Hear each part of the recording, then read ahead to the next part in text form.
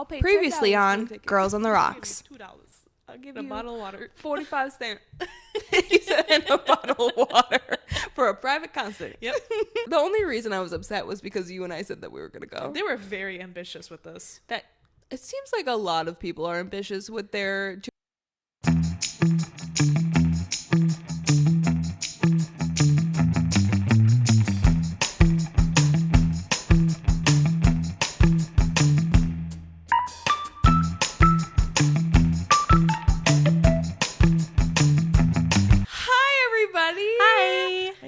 us. We missed you oh so much. Yes. We are so happy to be back. Mm-hmm. Unfortunately, I did miss my home. I'm not going to lie. Oh, for sure. My bed. My non-twin size bed. Correct. And for those who have no idea what we're talking about, that must mean that you're brand new and welcome.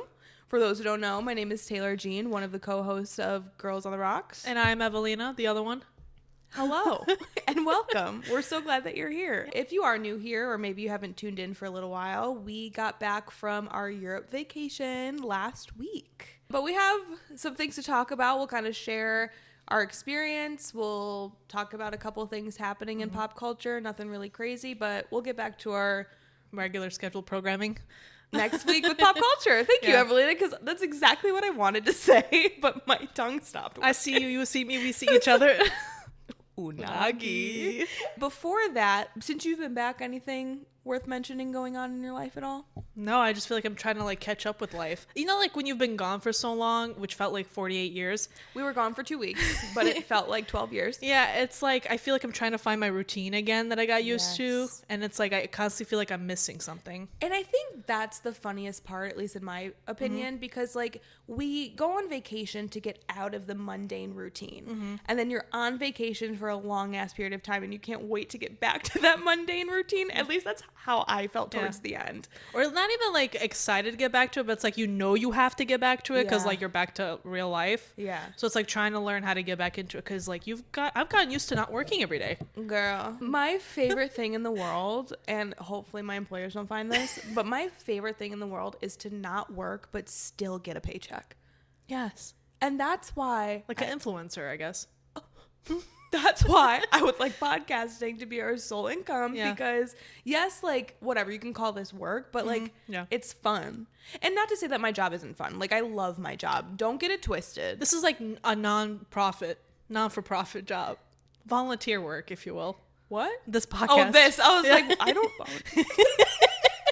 Definitely trying to get back into the rhythm of things. I will say I did go to a concert a couple days ago. How was that? It was so good. So if you guys can see my shirt, it was the Cloud9 tour, Megan Maroney. I saw so many clips. Apparently it was really good. Here's the thing about her, which I was not aware of, obviously, because I've never seen her before. She is so much better live than her albums. I love when that happens. Yes, and that's not to say that I don't like her voice on her albums, but like I was pleasantly surprised listening to her live, and she was so entertaining. She started the show with Hannah Montana Best of Both Worlds playing while she's like getting ready like that's on cool. stage. It was, I'm like, girl, just a girl after my own heart. Hell yeah. But so entertaining. Highly recommend going to go see Megan Maroney if she's coming to a city near you. I'm sure she is. It was very entertaining. She's a really great performer and highly recommend. Wow. Was it all pink? Oh, yeah. I love all pink. I did not wear pink, and not from lack of trying. I looked everywhere for a pink outfit. Yeah. Couldn't find it, but I did like my outfit that I found. It was very cute. Thank you. Very cute. Very surprisingly, Target. I'm glad that you were able to find something that wasn't a crop top. Yeah. Well, it was open in the front, but still, it wasn't like the shirt began under your boobs. Girl, you know? I'm so over shirts like that. Right? Can we add a little more fabric to it? Please. Damn. I'm paying for the shirt. Give me all the fabric. Literally. But I did have an epiphany while I was there. And this like has nothing to do with what we're talking about today. But we've been to multiple concerts, you know, festivals, whatever. Yeah. I mean, I haven't, but you've gone to some. And like sporting events, things like that. You know, we get out. Yeah. And have you ever just had a thought of how the hell am I supposed to carry my cocktail, my diet soda, my basket of like chicken tenders and french fries and my phone and my tickets and like my purse, all these things at once. Has a thought ever crossed your mind while you're walking through these halls? No, because usually because of that reason, I never get anything. Exactly. So I just listen, stadiums and venues, you're losing out on money. And the reason why I'm pointing this out is because I had this moment happen to me to where once we had to go to our seats to put our stuff down and then go get my diet soda that I wanted. But then you always have to have at least one person there. Correct. So I'm trying to develop something, and I'm not going to go into detail here because I don't want anybody stealing it, but I'm going to show you after this. I put a whole PowerPoint together as like a presentation thing because I want to develop some sort of like carrying mechanism for these types of events. So kind of like what the hot dog guy wears at like the baseball. Yes, but thing? cute. Okay. And reusable, and you don't have to purchase it from the stadium.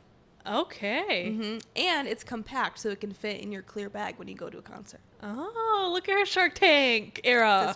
Sister. Oh my God. So I'm teasing it here. It's probably going to be 45 years until I can get something out like this. And there's nothing out like that? So if there is something out like it, it's either made of cardboard or like cheap-ass plastic. It's not foldable or compactable, which mine is going to be.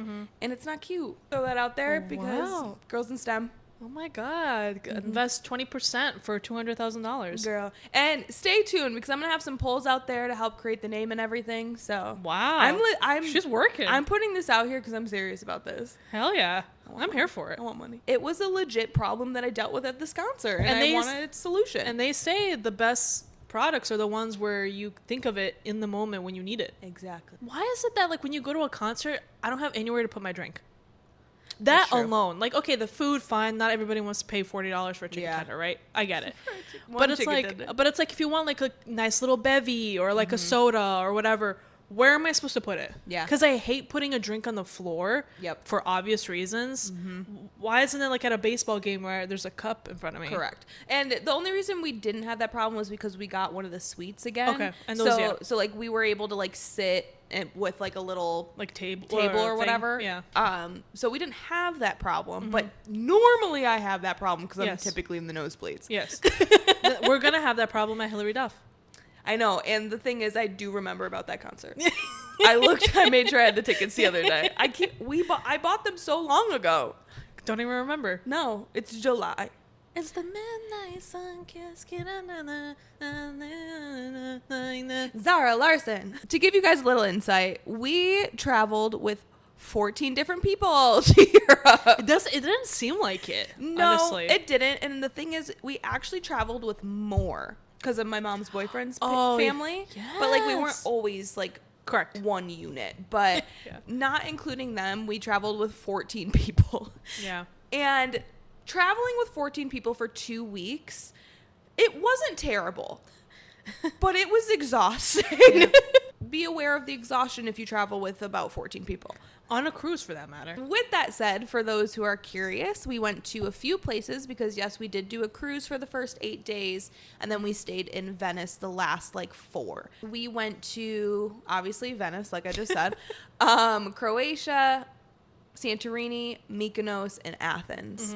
And let me tell you, yes, they say that, those places... Not Croatia, but the places in Greece that we went to are super, super touristy, which yes, there was a shit ton of people, whatever. We were there right as the season started. Correct. Which helps. Yes. So there wasn't a ton of people, but it was beautiful. It was so beautiful.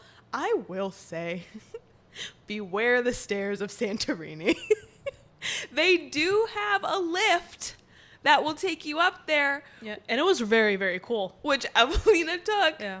I did not. And I regretted that decision maybe a quarter of the way up. The lift was actually, it wasn't anything special, oh my God. No, but it was pretty because you could see. But no, I'm saying in terms of the experience, if you're expecting some sort of very fancy schmancy thing, it's not. It's just a cable car you would find anywhere. But it was actually really cool. And it gave you more of an idea of the elevation. Yeah. Because you felt it more. And it honestly was a little more scarier. If you're afraid of heights, it was definitely like, I don't know, because it also swings a little bit. Definitely a journey. With that said, I did take the cable car down because I refused. And it was getting too late, so I feel like... Well, some of my family went down. God bless them. There's donkey shit everywhere. But it's so dark, though. So that's my point. Yeah. I didn't want to step in donkey shit. Yeah, or just fall. That as well. That too. Because, well, mind you, what was it? It's 600 steps. I almost said flights of stairs. Well, it felt like it. Girl. Evelina, I have never felt my heart beat in my chest this hard in my life. It was probably in your gut. 600 steps. And mind you, they're wide ass steps. But like, beware of the stairs. But I mean, come on, it's 2026. Yeah. I mean, think of a little better way. Hey, the cable car. They said donkey. But that's the thing too. So I've mentioned the donkey shit, but you can ride a donkey up the stairs, which I should have. I literally, Evelina, we got halfway. I thought I was going to die. The donkeys were actually very impressive. They were. They knew what to do. Yeah. But at one point, me and my great aunt, we had to stop to breathe. And we almost got suffocated by donkeys because we had a row coming this way and pretend this is us, the microphone. A row of donkeys is coming this way, and then a row of donkeys starts coming around the corner this way, and we're just stuck like in between them. I'm like, this is how I go. That's it. Death by donkey in Santorini. But hey, beautiful place. I will say probably one of the best things that I had in Greece was their Freddo cappuccinos. I didn't even know those existed. They were so delicious. And I highly recommend them, especially for any Americans that go to Greece. If you are looking for your iced coffee, it's a win-win. The European coffee is so delectable. I will say, though, Greece coffee is probably my least favorite that I've had. Okay. Only because I feel like it tastes a little more acidic than I would like. That makes sense. But I love the Italian coffee more than the Greek coffee. Yes. Because I think Italian coffee is smoother, and Turkish coffee as well. I will say the Freddo, the Greek coffee tasted better because we did find one in Venice. And the coffee was a little bit more bitter. Yeah. Which wasn't bad. No. But like it was more smooth if you got that specific coffee in Greece. Yeah. So it's a matter of preference, really. Yeah. But oh my God, highly recommend. Obviously beautiful Mykonos. Mykonos. I'm still jet lagged. Mykonos was so beautiful. Yeah. Athens was super cool. Like that was the main like the historical city place, but you got to go through like the actual like downtown like city feel, and then you get to the historic buildings. I think it was called Plaka. Yes. Yeah. Yeah. So that was pretty cool too. So you got like the more like islandy feel with the other places, and then you had more city feel, and then like old buildings afterwards, which was awesome. Which one was like your favorite? Acropolis and everything. I think, and this is because, okay, I'm going to answer this in a couple ways. Okay. Santorini was my favorite place aesthetically. Okay. Mykonos was my favorite place activity-wise. Oh, okay. Because me and my cousins went to a beach club for Mykonos, so we got to just lay out by the water and order drinks. So, like, my favorite activity in Greece was in Mykonos. Favorite scenery was Santorini. What about you? I'd probably pick Mykonos too as like my favorite place overall, I think, for the islands. Yeah. Santorini, I feel like, was pretty, but I don't feel like I really like saw enough of it to be like, I love Santorini. Yeah. Like we were in like a good portion of Santorini, but I think there's more to that island than what we saw, especially because you had to climb so high for it. Don't even tell me. But I think Mykonos was great because I think it gave you that coastline feel, but that Greek island environment as well. And I love the little like streets and stuff. Like that was, I just really liked just being there. So that made it better. Athens was okay. Like Athens was what you expect from an urban environment. Right. I love the historical parts of it. So cool. Because I think that's really cool to be able to say, I stood where the Greek gods stood. Which is so crazy. And, you know, we weren't suffocated by a crowd or anything, which is really nice. But I think, like, Mykonos would probably be my top one. I will say, though, for Greece, going there for the first time, it's giving me an itch to want to explore more of the smaller islands outside of it, because even though those 3 islands were such a great experience to have, I feel like because it is super towards tourists, that you still don't really get the full Greek lifestyle, you know? So I think it'd be interesting to see how like the smaller islands that a lot of other people who are locals go to, how that is. That would be like my next thing I want to do, because like you gotta do like the main islands and stuff like that, and then like venture out afterwards. And I would love to do that to get like the less touristy feel. But I think when I said like Santorini was my favorite aesthetically, because like you're on a cliffside and it's Santorini, it's like, the blue domes. So cool. It's the classic. It was so cool. But I will say my all-time favorite place out of all of them, so like I said, Venice, all 3 places in Greece, my favorite place was Croatia. Like people. And here's the thing, I want to gatekeep Croatia, I really do. A lot of us do. But my thing is, why is no one talking about it? It is probably the most beautiful place I've ever seen in my life. I think it's because it's a smaller country on the Balkan side, and most people don't travel towards the Balkans. I'm so happy that this was a part of our itinerary. Oh my God. And granted, this was my favorite activity that I did was in Croatia. So Split, mind you. Yeah, so Split, Croatia. But because of the event that I got to do, so me and my cousins and my great aunt, we took a speedboat to 2 other islands in Croatia. And I think that was my favorite because I didn't just see Split, like I saw 2 other areas of Croatia as well. One of them was probably like the smallest, quietest, like beachy area. We went to a beach bar. Like it was so beautiful.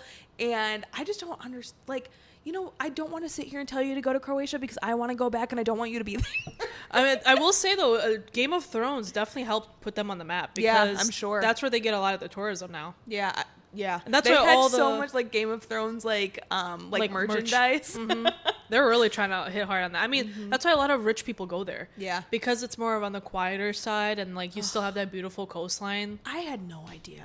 I had no idea. And out of all the places we went to, that is 100% where I want to go back.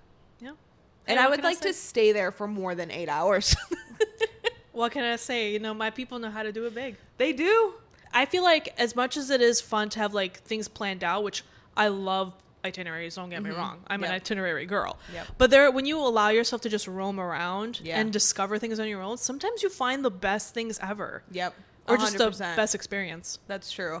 Yeah, and for me, I needed something to do because all we've been doing is walking around. That's true. But the thing is like that the boat thing we scheduled like way ahead of time.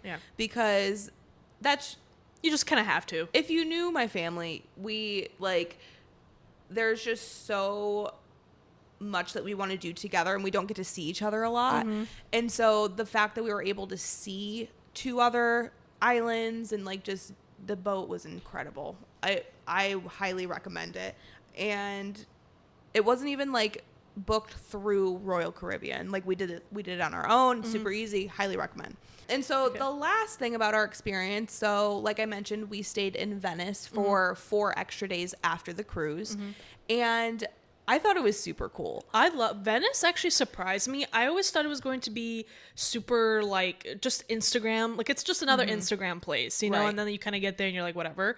But it became one of my places where I would love to come back. Like it was really cool. Everything about Venice. I love the vibes, the people, all the buildings, even all the bridges with the stairs, with the luggage, like, that was a con. That was a con. It was a con, but it also wasn't too bad of a con. It wasn't honestly too bad. If you have 45 luggages then don't go to Venice. But yeah, don't do that to yourself.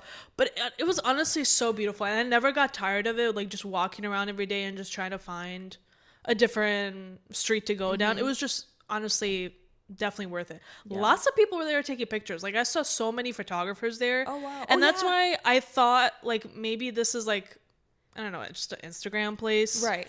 But no, I mean those people knew what they were doing. I think it's so interesting because instead of cars, they have boats. Because they have like all the canals and stuff. Like I thought that was so interesting. Like they have, instead of garbage trucks, they were garbage boats. Like that was one of the most interesting things I've ever seen. And it was just such a unique experience. And all the people were so nice. And our Airbnb was so amazing. Like we had a little courtyard outside. The location was phenomenal. Yes. The food in Europe is out of this world. I've talked about the coffee here today. I have a PSA for y'all, okay? For America. They are literally trying to kill us here with our food. And like, everything. I'm not saying that as a joke. I have never tasted food so fresh. Like food? And like not laced with chemicals. Like it was such a dream. Like, and you hear people talk about this all the time, but you don't understand it until you experience it. Like when you're actually able to eat food for food. Right. Like you realize that like it's not supposed to be a painful experience. Correct. And I had pasta every day, dude, that we were in Italy, and gelato, and girl, don't even ask me how many spritzes I had a day because I can't even look at one right now. I can't even look at one. I was just amazed. It like I will probably talk about this down the road. If you know my line of work, you know why I'm so upset. The good thing is, because you're in that line of work, because the food is trash, you have a job. You're not wrong. You're not wrong. Yeah. Also, we got a lot of steps in, so that was fun. Yeah. Not as many as I thought it was going. I thought it was going to have more. Yeah. But also, we were sitting down, eating a lot, getting up, sitting down, eating a lot. So. True. Those 20,000 a day were needed. Yeah. But quick shout out. Yeah. If you're in Europe and you're going for like 2+ weeks. Are you about to say what I think you're going to say? Dr. Scholl's. I was going to bring that up. Dr. Scholl. That's unfortunately not my weekly vibe of the week, but the Dr. Scholl's shoes, specifically like the white trainers. Pause. On the IGs, whatever. Look at them.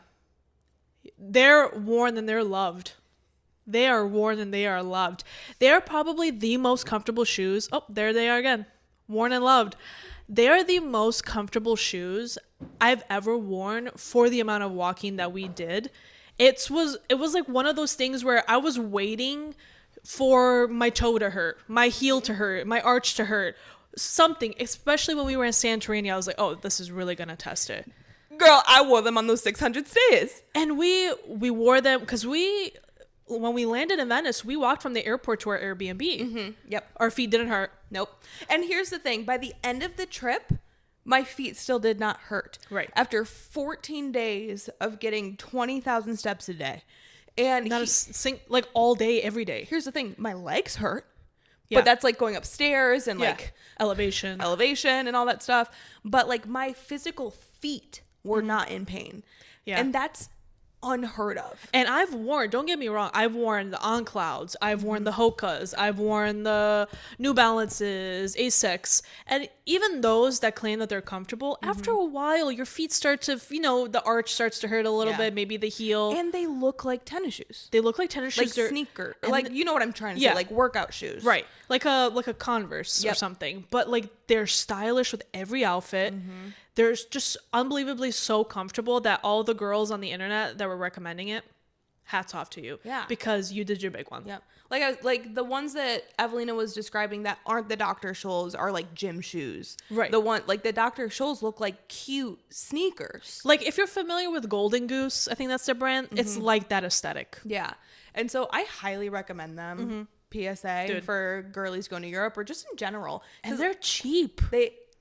So I found mine at Marshall's? I think so. I think they're like $50. Yeah. And they're on sale at Kohl's right now. That's where I got hers. Period. Happy birthday. They weren't that expensive. They are the most comfortable shoes I've ever worn because I started wearing them before we left to break them in. And this is not an ad, by the way. We are just literally gracing you with this information. We don't gatekeep. No. And I love that we're talking about it after our trip because we literally have proof. Like we walked so much for 2 weeks straight and my feet never hurt. Yeah. And I wore my sandals one day. I thought my feet were going to fall off. So you saw how they work. Yes. Yeah. But then the next day I had my Dr. Scholl's back on and they were fine. Usually when you wear something that is comfortable in the beginning, after a while it starts to not be as comfortable. Yep. Not these. They held up. So I don't know what he did, but he did his big one. I'm clipping this. Dr. Scholes, you did your big one. Period. That's going to be part 1 of our discussion of Europe. So we're going to go ahead and go into a segment. This is a segment that we like to call Fun Fact Happy Hour. Woo! My brain knew and then didn't. She said it was like a whole thing. All right. So this is from our tried and true intel. I was going to say poopity. No, it's different. So, unable to afford homes. Okay. So fun. Yeah. Young people are giving up on saving and turning to reckless financial habits. Bird. And we just came back from Europe. You gotta do something with your money. Exactly. So, housing affordability continues becoming a major challenge for younger generations, with rising home prices, higher mortgage rates, rent increases, and everyday living costs putting pressure on long-term financial goals. For many young adults, buying a home feels increasingly out of reach compared to previous generations. I can attest to that. Researchers in financial surveys have found that when people feel major life milestones are becoming unattainable, some shift toward more short-term spending habits and a live-for-today mindset. Well, just went to Europe for 2 weeks. Experts sometimes refer to this as a form of financial fatalism, where motivation to save decreases because goals feel unrealistic. While many still prioritize savings and investing, economists, I think I'm still jet lagged, say affordability pressures are changing how younger generations think about money, wealth building, and planning for the future. I'm not going to say the source because I don't know what that is. Deloitte? The source is Deloitte. Whatever. Well, I like to read the first comment. Yes. And the first comment is the reckless financial habits being paying rent. Yes. Yeah. And I saw a video somewhere, I don't remember what site, but somebody was saying it's really unfair that our generation and the next are labeled as reckless or irresponsible.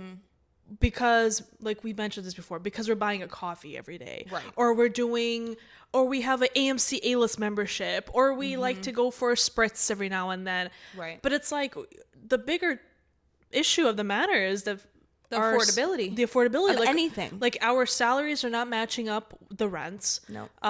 There's like a increase in grocery prices. Things are being ripped away from us, like food stamps and things of that nature. Yeah.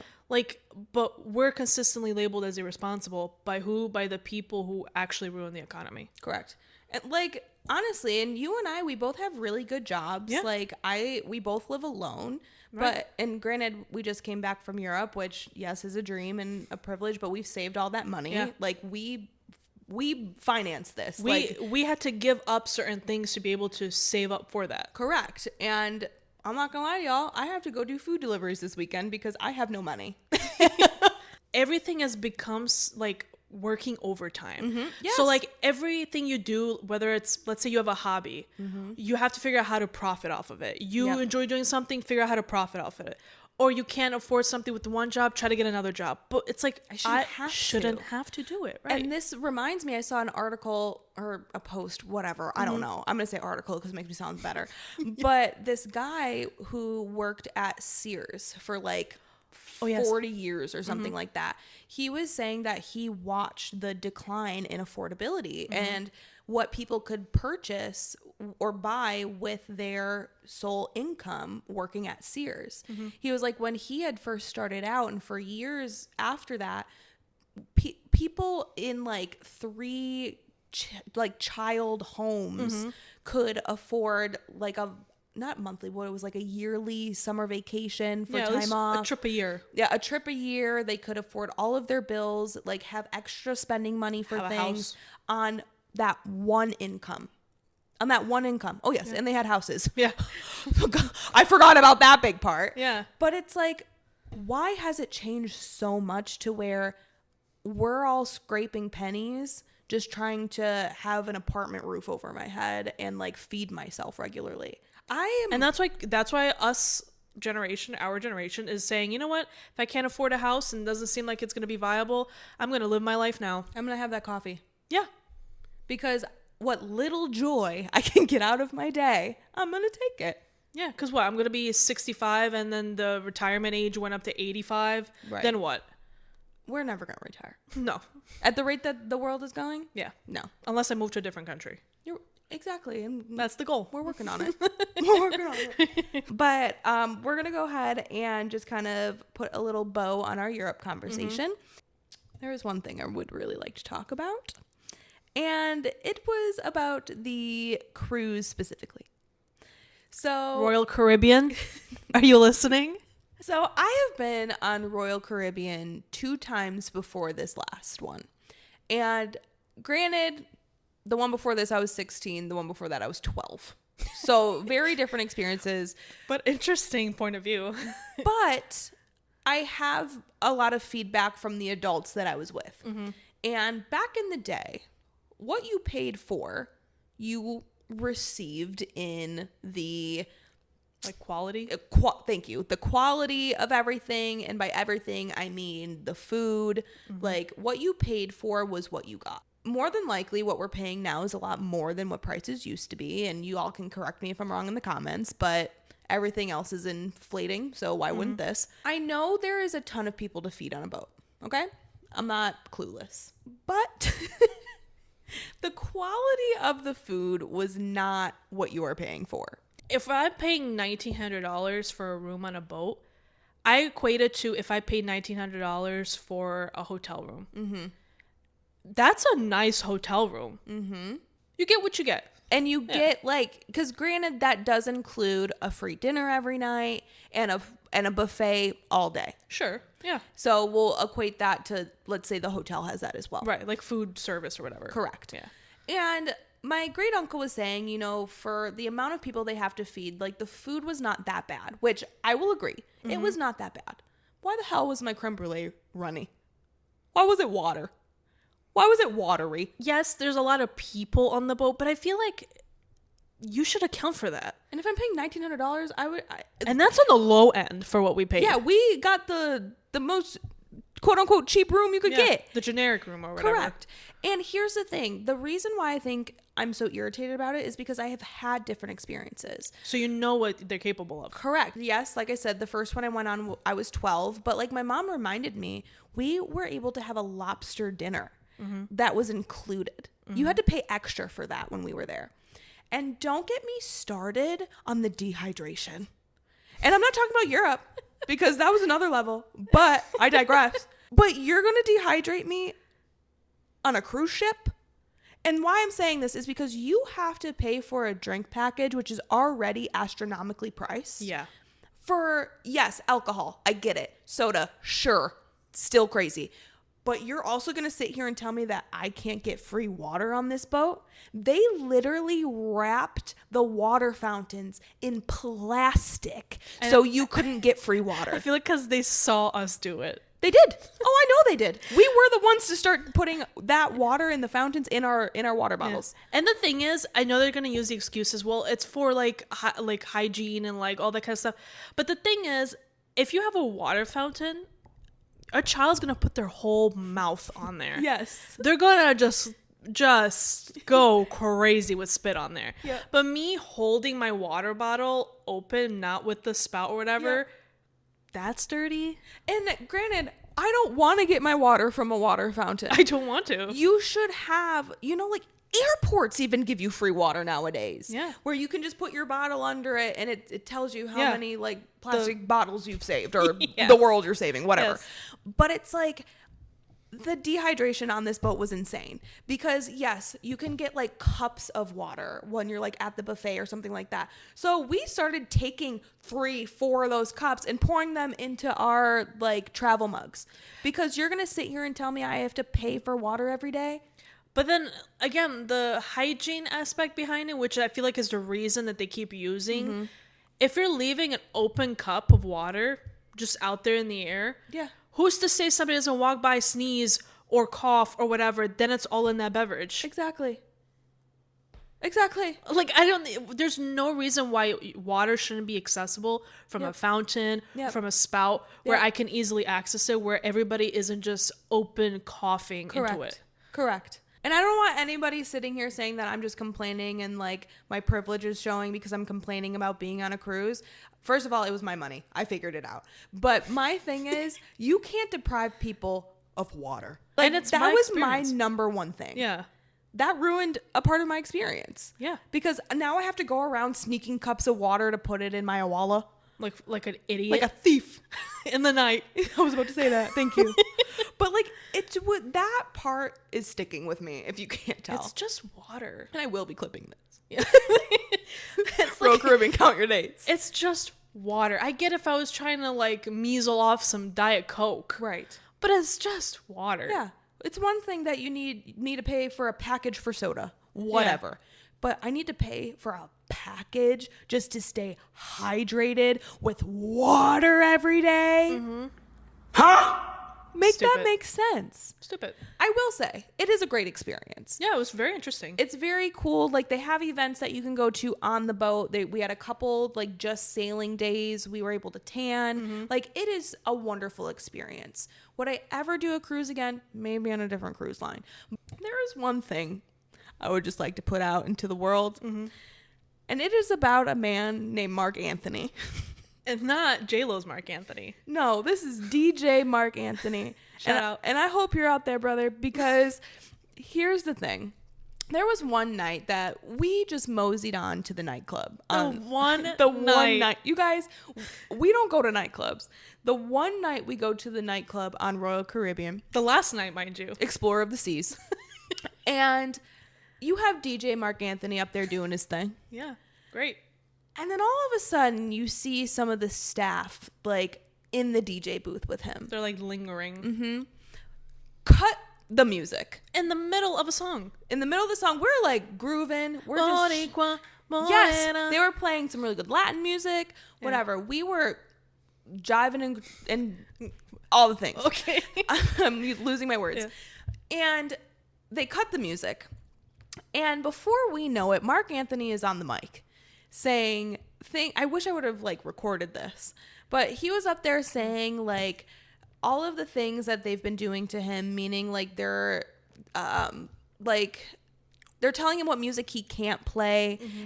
And here's the thing, I understand if there's like a bunch of swear words or it's very dirty music, like this is a family cruise, whatever, but like he was playing like 80s 90s music beforehand, right? And then he was playing like Hispanic music, like Bad Bunny. Yeah, he was playing like more like culture related like songs, and he was saying that they were telling him that he couldn't play that. He was like, this is my passion, this is my music, this is what I love, this is what I breathe. And they're telling me I can't do that. So since they're like, I think he said like, since they want to be disrespectful, I'm just not gonna do this, and that's why he cut the music and the lights went up. And then he was saying that in all reality, he actually quit the day before, but they are wanting him to play out the rest of his contract. And allegedly, they weren't giving him his passport back. Yeah. And so, like, we don't know all the details. I'm just relaying what DJ Mark Anthony said. Mm-hmm. And they were trying to detain him because one of the last things we heard was a guest on the ship had purchased DJ Mark Anthony a alcoholic beverage, mm-hmm. which in his contract it says like they cannot drink alcohol while on the job, which rightly so. Which we don't know if he drank it or not. Correct. I think the person just bought it and placed it right there. Correct. And so if he did not drink it, he was not in the wrong. Like, right. You're not going to throw a drink in a guest's face who bought it for you. Right. But like he was, from what we saw, we did not see him drink it. Mm-hmm. But that's what I think was the last straw for the Royal Caribbean staff. Mm-hmm. The rest of the cruise, granted, there was 2 days left? 1 day? I think it was just 1 day left. 1 day left, yeah. And it was a sailing day. Yeah. There was no DJ. No music. Besides like from a phone or something. Correct. And the reason why I want to bring this up is because I just hope he's okay, because that whole like not giving him his passport thing was really rubbing me the wrong way. And like, we just want to make sure that brother is safe. I will say though, I don't like how the staff of the Royal Caribbean handled that to begin mm-hmm. with. regardless of whatever the issue was, this man was providing a service in front of paying customers, and then you decided to break it right in the middle of like a service being done, and then you're the ones confused as to why we're confused and Correct. up in arms about like what's going on. Correct. And mind you, I went up to them because I had a few drinks, but I also was like concerned, like what is going on? You're stopping like the entertainment, like in the middle of everything. Right. Like you're causing a scene. Right. Like all they had to do was wait till his set was over and then talk to him. Correct. But they made a whole scene in front of everyone. This nightclub was packed. I'm not going to lie to you. Yeah. And nobody's got anything better to do on this ship at 10:30 at night. Yeah. But I walked up to them and I was like, can you explain like what's going on? Like our entertainment's being interrupted. Like what is happening? Because DJ Mark Anthony was making it seem like this whole big ordeal. Right. So like as a concerned guest on Royal Caribbean, I went up there to kind of get more of the details. Right. The response that I got from this man was, ma'am, what did he say? He was like, we are not required to give you any information of what's happening right now. That pissed me off. That's such a horrible response. Because what do you mean you don't need to tell me what's happening? You don't need to give me any details, but can you explain to me why the service that I paid $1,900 for is suddenly being cut off in the middle of everything? Right. And that's the part where I don't think they were understanding why us, the customers, the patrons, were getting like upset about. But strictly from a customer to a service perspective, like I came here because there was a DJ. I was promised a DJ. I was supposed to let loose. This is what my money includes, right? These events. And then you stop and you take it away and you're not telling me why. Like a record screech. Right. Like it was literally so weird. And then you come at me saying you don't have to give me a reason. Well, I think you do, actually. Yeah. And that was all I was saying. That's like me going to McDonald's in the middle of you handing me my bag of food. Never mind. The manager comes over, grabs it, shuts the door. Yeah. Excuse me? Hello? Yeah, it was a very weird situation. Of course, the one time we go somewhere. The one time. The one time. Yeah. So I just want to know, Mark Anthony, you all right? I'm going to clip this. I'm going to see if Mark Anthony responds. But anyway, so that was our experience. I'm not here to complain about everything in the world. No, like, and for me, it was my first time on a cruise. Did I like it? I did. Would I do it again? I don't know. It's like a 50-50 because it was my first time. So I don't think I'm cemented in my opinion. Right. But I liked the concept of everything. It wasn't as scary as most people make it out to be. It honestly just felt like a hotel, but like every door you went through there was the water, right? You know, like so you could see it, but Yeah. like you don't really notice that you're on water. Right. And I, like you said, like the food definitely could have been better, the service could have been better. I feel like the entertainment could have been a little bit more better. It was definitely more catered to like that middle-aged 100%. family thing, and I wish it did more things for like the millennials or the Gen Zs, like the younger crowd. And I think like maybe a different cruise line might do that. Yeah. And did I like the concept of like having a set day for like each place that we visited? I don't know. Like the more I think about it, I didn't mind it as much because we did go to like the touristy places. Yeah.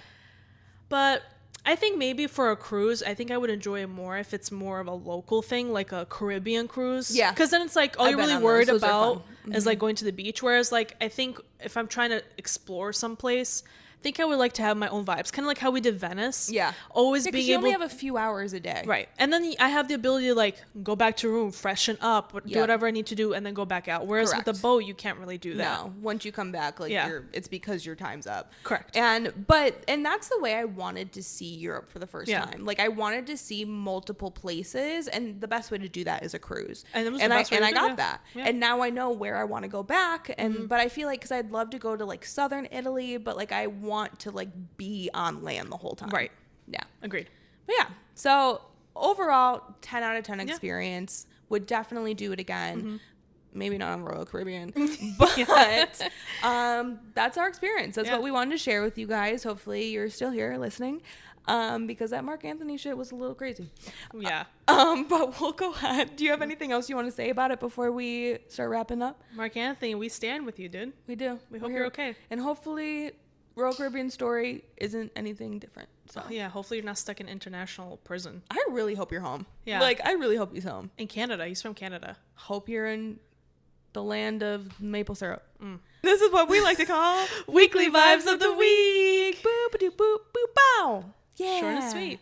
Short and sweet. Sabrina, what are you doing here? Yes. So, my weekly vibe is a TV show. It is a brand new show on Amazon Prime or Prime Video, whatever the hell you want to call it. True. And it is called Off Campus. So it is based, oh my God, this might be my favorite show that's ever been on TV ever. Crazy. So it is based off of a book series. Okay. Which now I have to read. And it is a hockey love story. Oh, I think I've seen it. Sister. I think I've seen the trailers for it. Yes. So it is about college students, and it is probably one of the most racy things I've seen on TV. Lots of genitalia. What's that other show that had the two men hockey team? What was that called? Oh, Heated Rivalry. Is it similar to that? Well, that's gay. Well, yes. It's not. I'm just saying, like, in the concept of it. I don't know. I've never seen it. I've never seen Heated Rivalry. Is Off Campus something to do with a hockey player falling in love with somebody? Yeah. So, there you go. But Heated Rivalry is two hockey players. Right. This is different. Love and is it's love. not gay. Love is love. Love but, is love. But Off Campus is not gay. Yeah. This hockey player and this like musician, she's like a composer or whatever. Ooh. That's what she's going to school for. They end up falling in love. Spoiler alert. Blah, blah, blah. But this might be the first show that I've seen multiple penises, Actual? full-fledged, scrotum and all. Dang, Amazon. I will say they waited till the last episode to spring that on you. So now you know for season 2. And spoiler alert, you guys, like she literally walks into the locker room. Nice. Dicks.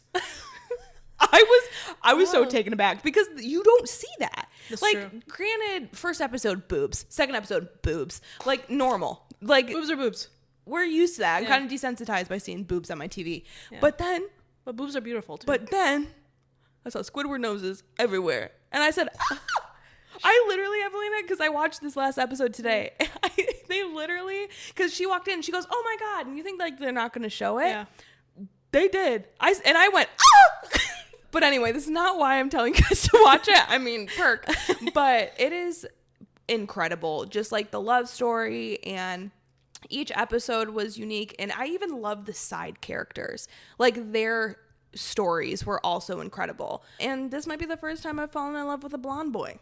So Wow. And he's a side character. He's not the main one. I mean, it has good ratings. I think it's like 8 out of 10 on So good. IMDb. And it literally just came out.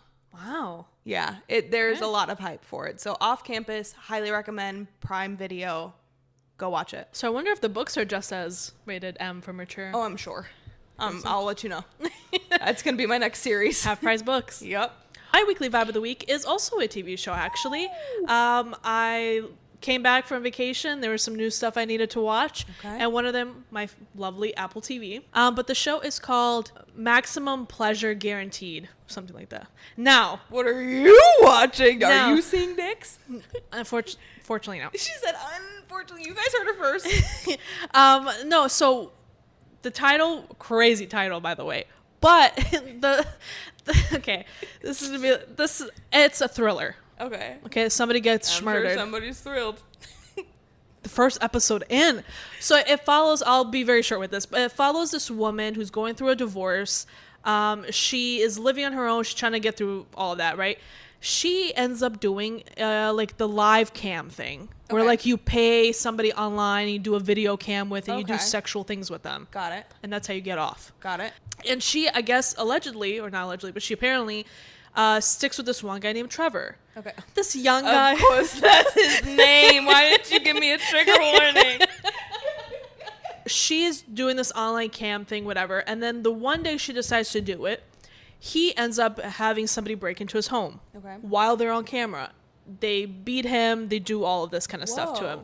And she gets freaked out. She calls the police. She's like, oh my, this is what I experienced. She has to be awkward about it because it's a cam boy. The police tell her, oh, maybe it's just a scam. They do this a lot, What? But it ends up being a scam. So he faked the whole break-in and getting beaten on camera and everything to scam her out of her money. He does that. Oh, so it was a scam. Right. Now, she apparently was with him for like months, I guess, at this point. Like he knows everything about her. She would talk to him before they get freaky deaky. He knows like all details of her life, personal life, her secrets, whatever. Lovely. Telling men on the internet your personal information. Men that you're paying. Weird. Anyway. Mind you, she also has a kid. Okay. She's a mom. No, she needs to make ends meet. Yeah. So she tries to take it into her own, she wants to figure out where this guy lives and like be like, what are you doing this to me for, right? Mm-hmm. As she's going to his home to find, answers as to why he's like trying to blackmail her, she finds him murdered. As he should be. In his bathtub. Scammer. And now when she's like shocked, the murderer's still in the house. The call's coming from inside the house. When a Stranger Calls, one of my favorite movies. Literally.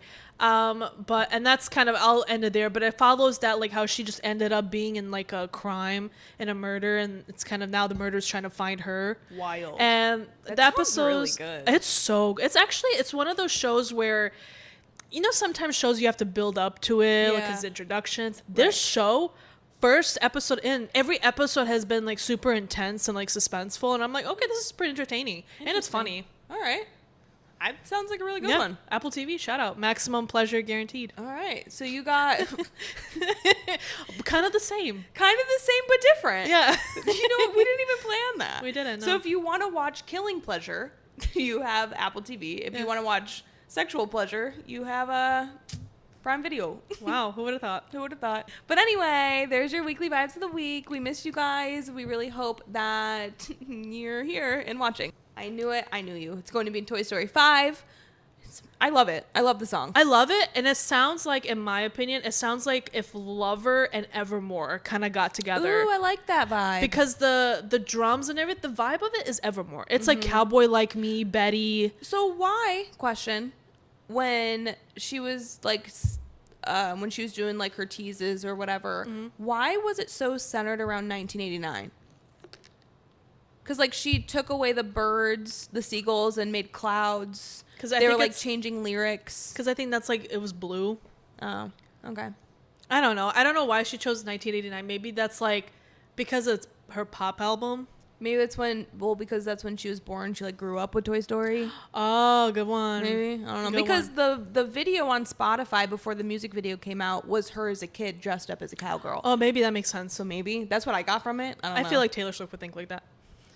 But I love it. I mean, she can't do any wrong. It's a beautiful song. I loved it. I knew it. I knew you. There you go. We talked about Taylor Swift. It has to go in every episode. It has to. That's how we get famous. That's how Taylor knows about us. We should probably change the name of this podcast to just Taylor Swift Stands.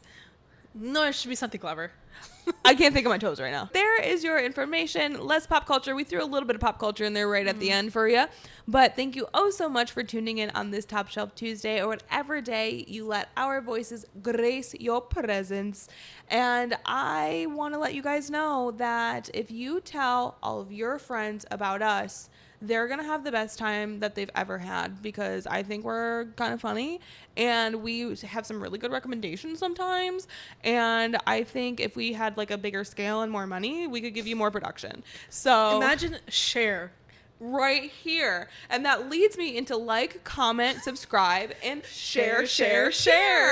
I just wish she was sitting right here. That's going to be the funniest thing when we get big.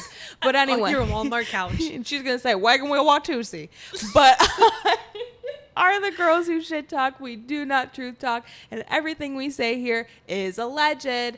I don't have anything else to say. Maybe go on a Euro summer trip because I highly recommend and I want to go back, but I need another month to get rid of this jet lag and to want to drink alcohol again and eat pasta with an Italian because I did every day. Mm-hmm. Speaking of, Evelina did some investigating and I followed one of our servers on Instagram and then he messaged me for a couple days. That was fun. Oh, what a international love, as Pitbull put it. Miss you, Johnny. Aw, Mr. Worldwide.